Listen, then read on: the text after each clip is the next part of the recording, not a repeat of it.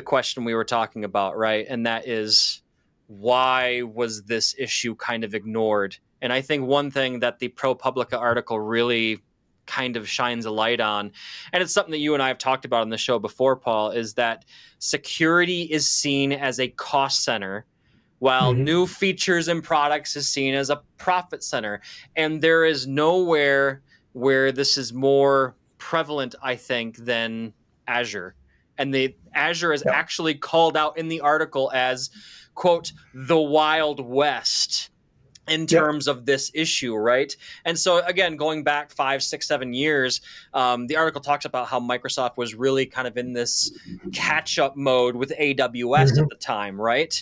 And so, really quickly, you can see, like, okay, why there might be not as much of a focus on security as there is on products and features, because one, they don't want to get left in the dust in terms of, you know, the market, right? Like they did with mobile.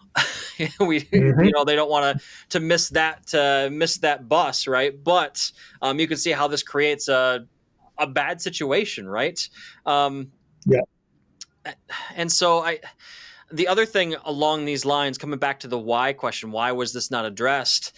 There, at the time, again, several years ago, there were some very, very large government contracts on the line for Microsoft. I'm trying to think of what the code name was. There was a code name for it. Jedi, I think it was like the that code was the military one. I think, I don't know if that particular one is the one that is involved with this. I just remember that being like the name of like a huge, huge cloud contract with the federal government. Anyway, so this was a case where, and they actually talk about it in the article, again, this ProPublica article, where the whistleblower, Andrew Harris, brings this forward, and they basically say, well, you know, the federal government in the U.S., they use ADFS, and if we bring this issue to light, we might not get those contracts. So, shh, don't tell anyone.